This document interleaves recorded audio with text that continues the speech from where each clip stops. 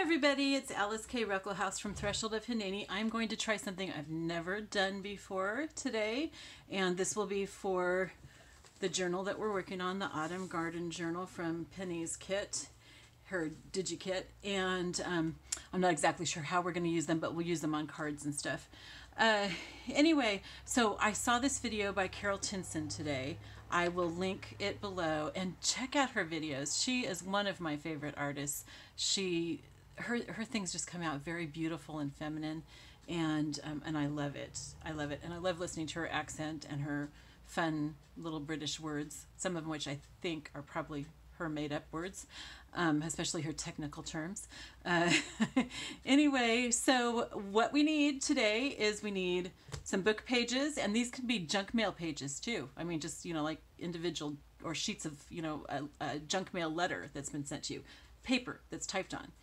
I'm going to try 3 different weights of paper here. You need some ink and blending tools, of course, to apply your ink. I suppose you don't really need the blending tools. You could just use the ink pad. You need some buttons and a needle and thread. I might use some twine and yarn, I'm not sure. And I may also possibly use some lace. Okay, so the first one we're going to do is just really simple, the way that Carol did it, and then I'm going to try to kind of do some alternate stuff to that. I haven't watched her whole video yet, so she may have some other methods of doing this as well. So I want to start with the heaviest piece of paper that I have, because that is going to be the easiest to work with. We're just going to tear out a page. I bought this at the Dollar Tree specifically to use for my crafts. Okay, so oh, and I think actually that we need 2 pages. 2 pages.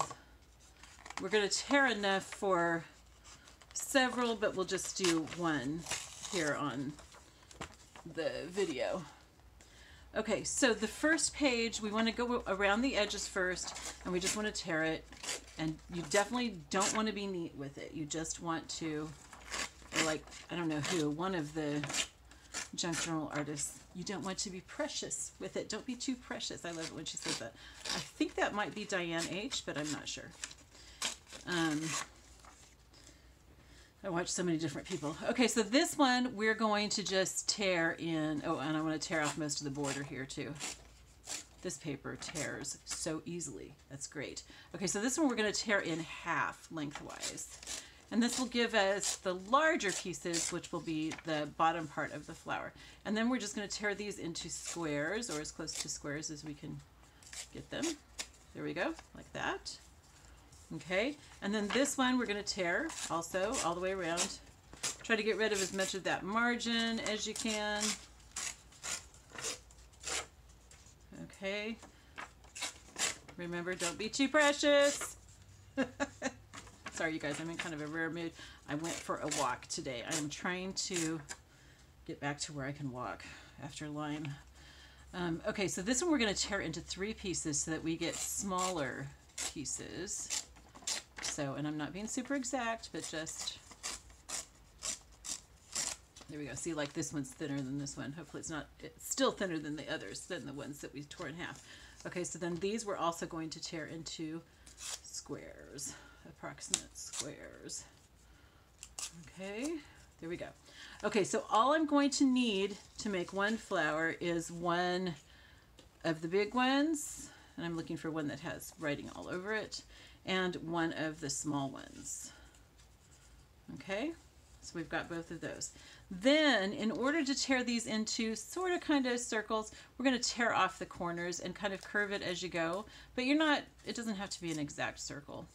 See, like that's already kind of circular, so I'm not even going to bother with that corner. Okay, see, so I mean, it's not really a circle. It's just sort of a circle. And then same thing with this one. And I had never seen somebody make a circle by tearing off the corners before. That's totally Carol, and I thought that was such a great tip. So that's something that we can learn and carry on to other things. Okay, so see, we've got our 2 pieces. So now we're going to distress them. And she used brown, so that's what I'm going to use for the first one. And then I'm going to try some different things with different colors on some of the others that we do.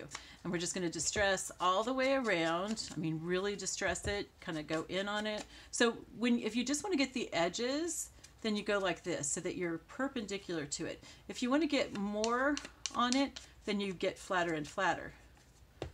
Okay. All right, and then I'm going to kind of just very lightly go over the rest of it so that I don't want it all to be even. Okay, and then same thing with this smaller one.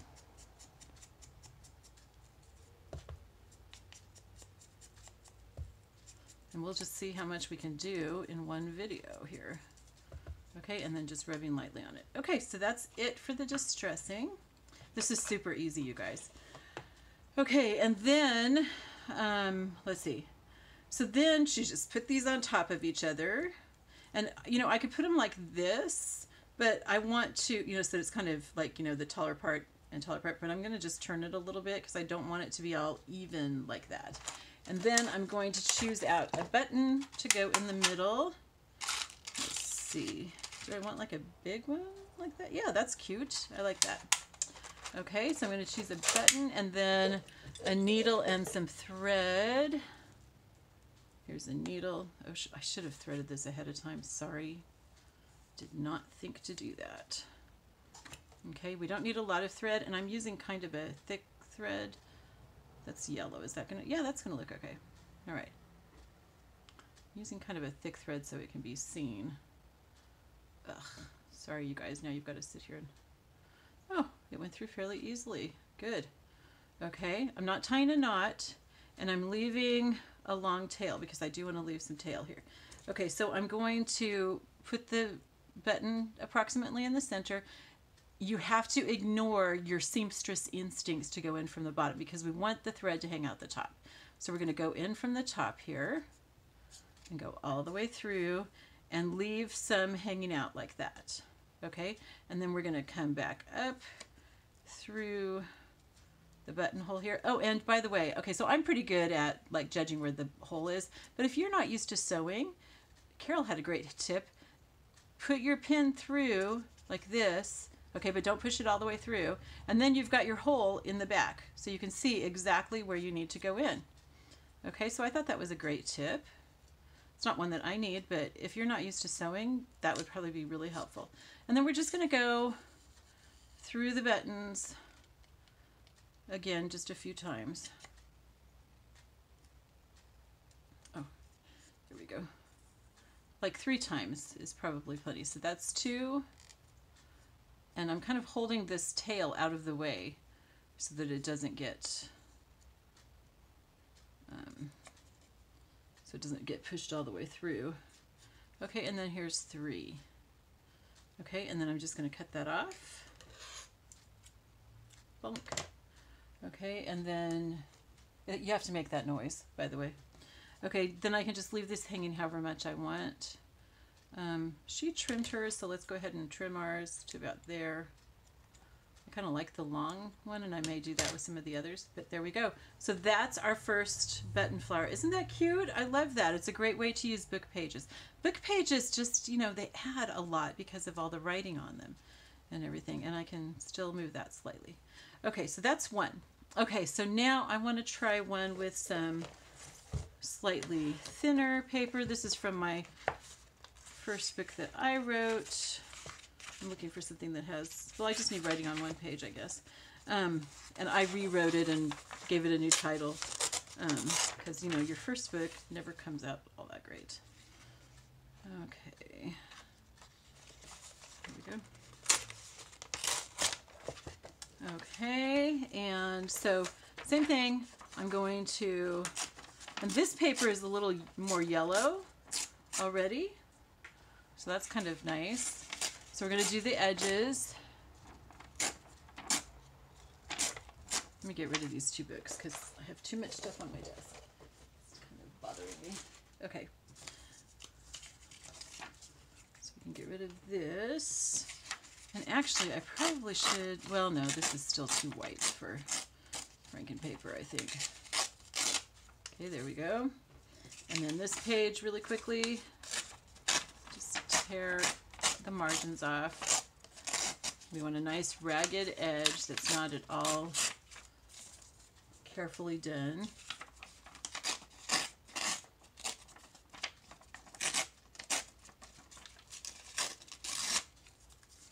Okay. And then we're going to tear this one in half lengthwise and the other one in thirds. And we're going to tear this into squares. Well, let's do our thirds first. So these are smaller pages.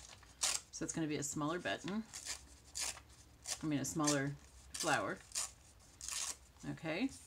So then let's tear these into thirds. And see the difference in size, you guys? Okay, between a half and a third.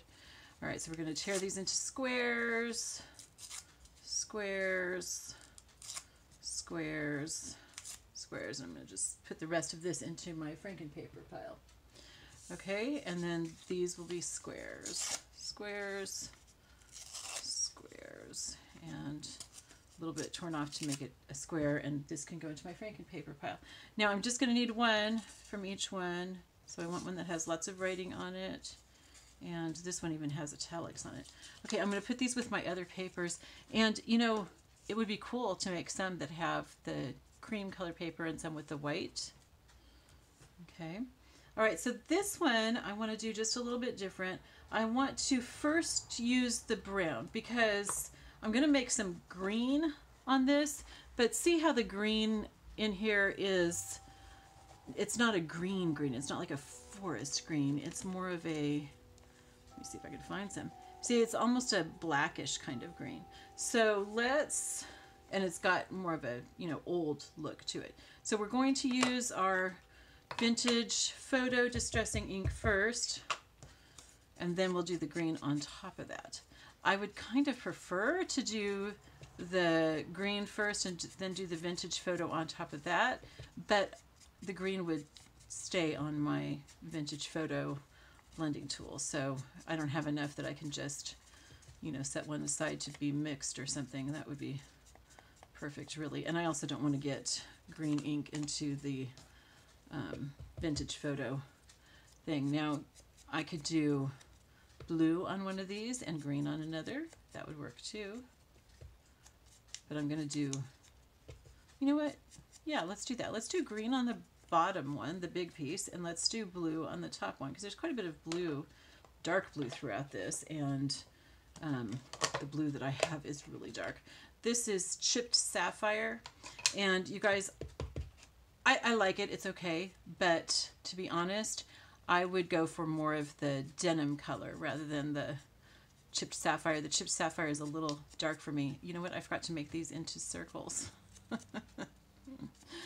Okay, let's stop and do that really quickly. Just take off the corners here. They'll be more like octagons, maybe. Okay. There we go. Okay, so let me just re-distress the parts where I... Okay, so that's almost a black because it's so dark. Okay, and then let's use the green on the bottom one, and let's take off our corners first.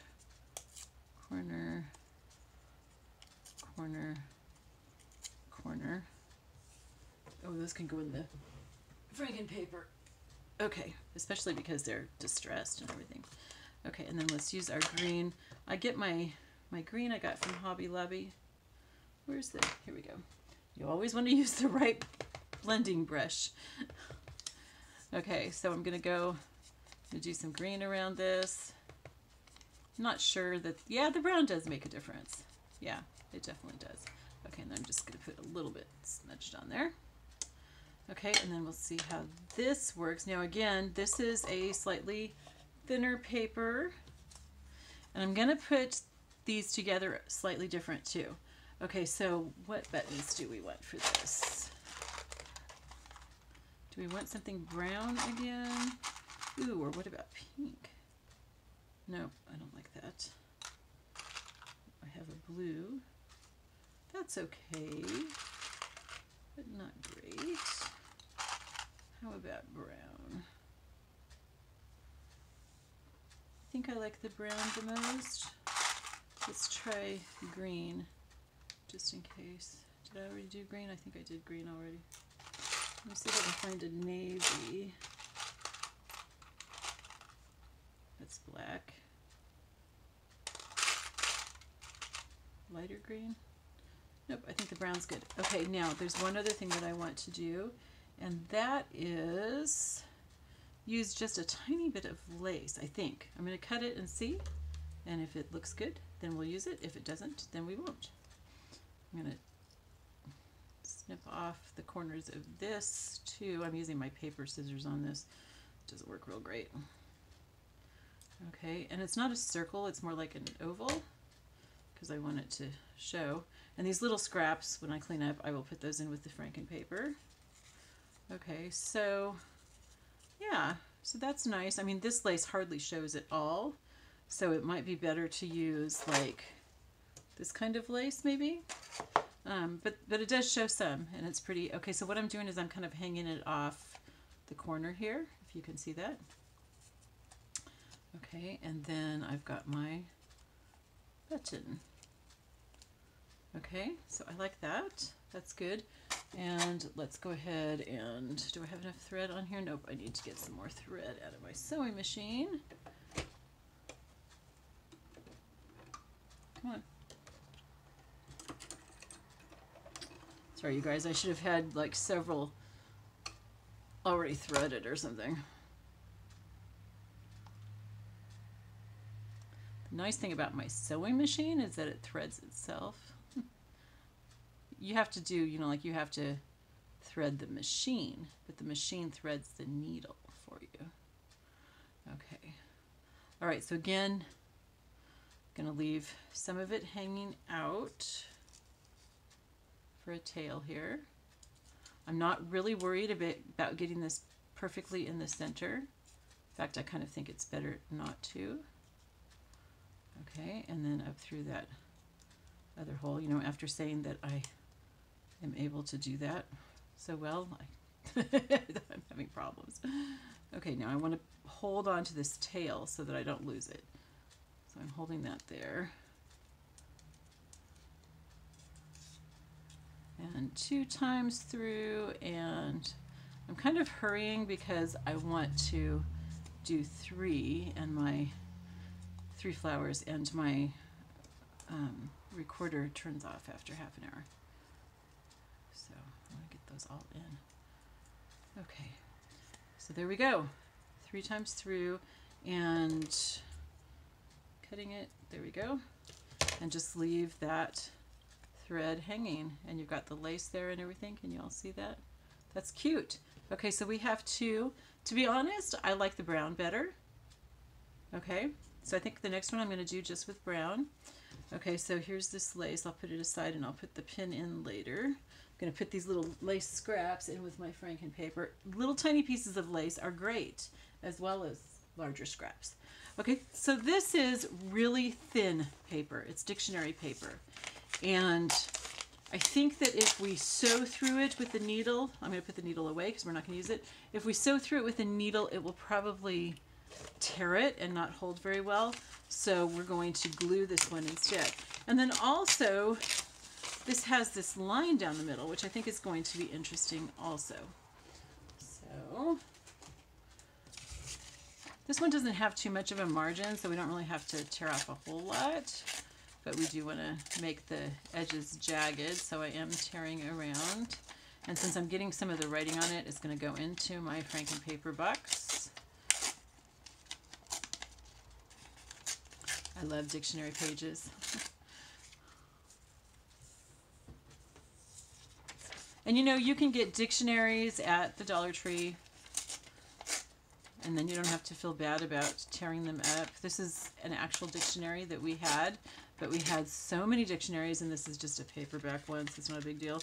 And I don't use, you know, a book dictionary anymore. I look things up online.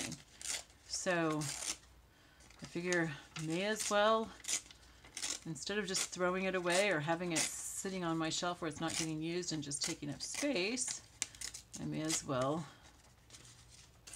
use it this way.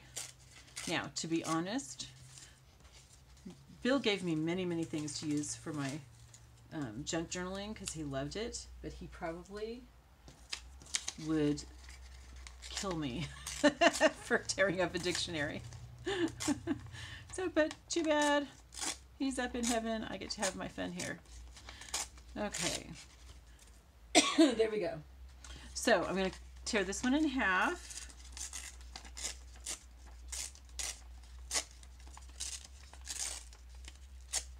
And then make these into roughly squares. Okay, and then I'm going to tear this one into thirds, which is going to make for really small pieces because this is small pages to begin with. But that's nice because it gives us different sizes of flowers from our different book pages.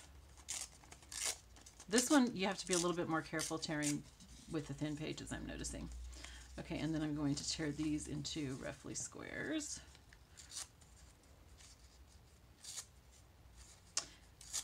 Hopefully I won't get cut off, but if I do, you have the general idea. Okay, I'm going to choose one of each of these, there and there, and put the rest with my scraps to do more flowers. I'll probably like sit with a movie. I'm going to do this brown because I really liked the brown better. I might do some gold on it too. I might sit with a movie one day and just make a bunch of these flowers. Carol, thank you. Such a great idea. I love it. She explains things really well too. I mean, I just watched it once. These are the first ones that I'm making. She makes it so easy to understand and remember her instructions. And I forgot to make this one into a circle. But that's okay. I kind of like that. It's already, I mean, it's definitely not a square. Let's just say that. This one is a little bit more square here. Okay, and here. Okay, so I look at Carol's stuff and sometimes I don't have the time to do it right away. Probably most of the time I don't. And so then I end up forgetting it. But if I at least do one after she shows it, then I feel like I remember it a lot better. Okay, so I'm just going to cut off some of this lace. Where are my fabric scissors? I don't see them, so we're just going to chop away at this with my paper scissors. Oh, there's my fabric scissors buried in there. I'm going to put this on here, and then I'm going to put this. I don't want this corner, so I want to cut that corner off. And these scraps will go in my Franken paper. Okay, so I want to see how I'm not doing it the long way like that. I'm going to make it kind of like turned like this, and then same thing with this piece. And I think the brown buttons really are the best to go with for this particular one. So maybe a darker one.